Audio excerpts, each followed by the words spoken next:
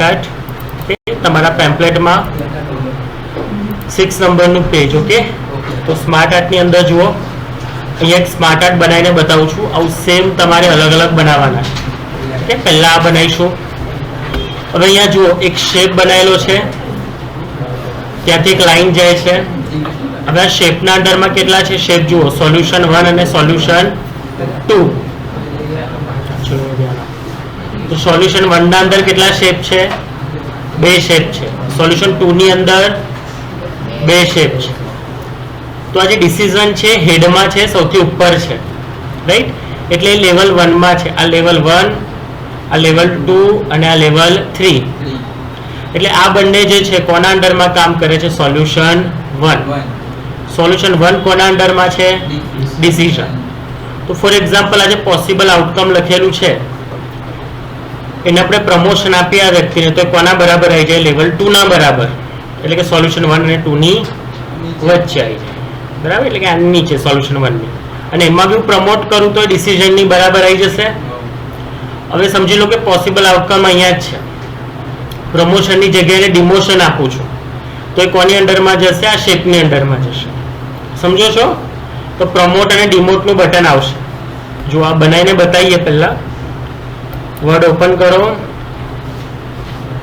Blank document insert માં જાઓ અને અહીંયા શેપની બાજુમાં તમને આપેલું છે સ્માર્ટ આર્ટ તો સ્માર્ટ આર્ટમાં જશો ક્લિક કરો આવી ગયું સ્માર્ટ આર્ટ હવે અહીંયા જુઓ ઓલ લખેલું છે તો અહીંયા તમને જેટલા પણ વર્ડમાં સ્માર્ટ આર્ટ અવેલેબલ છે બધાના ઓપ્શન્સ મળી જશે જો તમે તમારું સ્માર્ટ આર્ટ જે છે એનું નામ ખબર હશે તો જલ્દી શોધી શકશો જેમ કે આને હાયરાર્કી કહેવાય જે ઓપ્શન છે ને હાયરાર્કી કહેવાય તો અહીંયા તમને જુઓ હાયરાર્કી મળે છે ઓપ્શન એની અંદર તમને આપણું ઓપ્શન મળી જશે ખબર પડી એવી જ રીતના સેમ આને કહેવાય સાયકલ અથવા તો સર્કલ તો ચેક કરો સાયકલમાં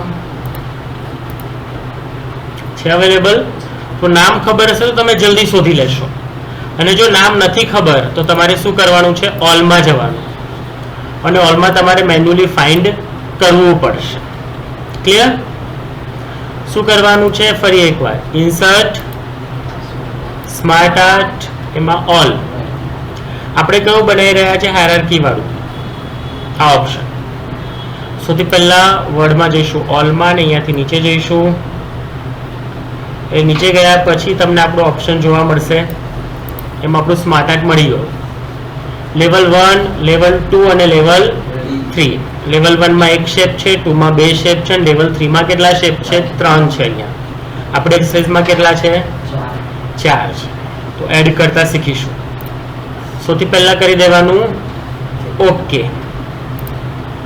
થઈ ગયું હવે સાઈડમાં જુઓ ટેક્સ્ટ પેન આવી જશે જો કોઈનામાં ટેક્સ્ટ પેન નથી આવતી તો એનું ઓપ્શન બતાવી દઉં છું જેમ કે મેં આ કેન્સલ કરી દીધું તો અહીંયા જુઓ એક એરો જોવા મળશે તમને આ દેખાય છે અહીંયા એક એરો છે એ એરો પર ક્લિક કરશો તો પણ ટેક્સ્ટ પેન તમારી ઓન થઈ જશે બટ આપણે એનો યુઝ નથી કરવાનો આપણે ડાયરેક્ટ શેપમાં ટાઈપ કરીશું તો અહીંયા જુઓ શું લખેલું છે આપણું ડિસિઝન લખેલું છે તો અહીંયા આપણે ટાઈપ કરીશું ડિસિઝન પછી અહીંયા છે સોલ્યુશન 1 સોલ્યુશન 2 સોલ્યુશન 1 અને સોલ્યુશન 2 એના પછી શું છે આઉટકમ અને આઉટકમ બે આઉટકમ મળેલા છે પોસિબલ આઉટકમ તો અહીંયાથી લખી દઈએ ટાઈપ કર્યો સેમ નીચે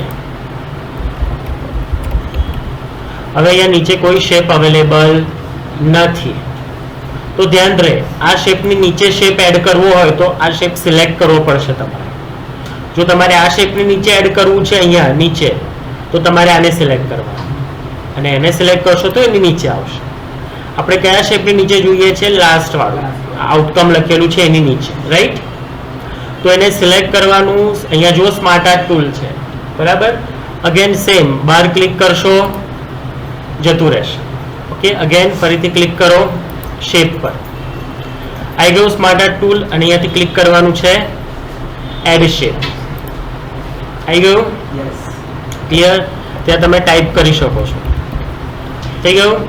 હવે અહીંયા ડિઝાઇન ટૂલ છે, જો અહીંયા ચેન્જ કલર છે, અહીંયા તમે કલર ચેન્જ કરી શકો.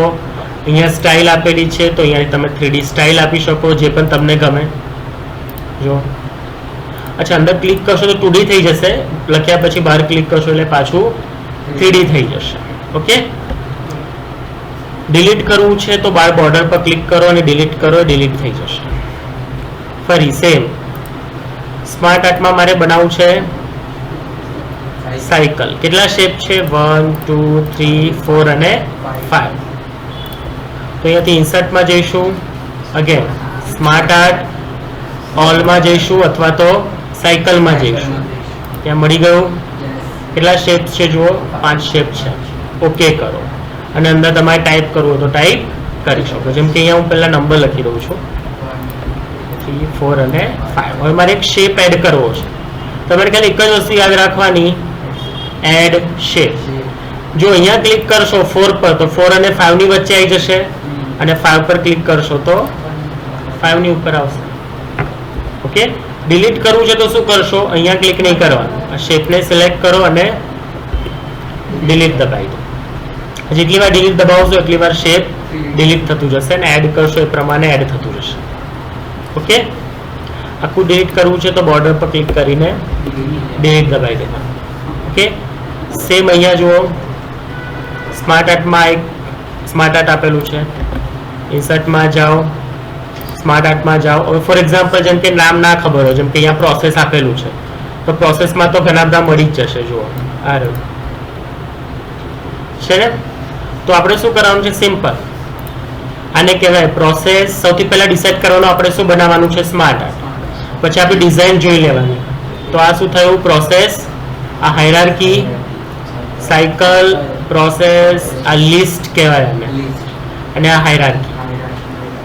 તો જેમ કે મારે આ બનાવવું છે, સિમ્પલ ઇન્સર્ટમાં જાઓ, ઇન્સર્ટમાં સ્માર્ટ આર્ટ અને પ્રોસેસ, નીચે જાઓ, સિલેક્ટ કરો અને ઓકે કરી દો.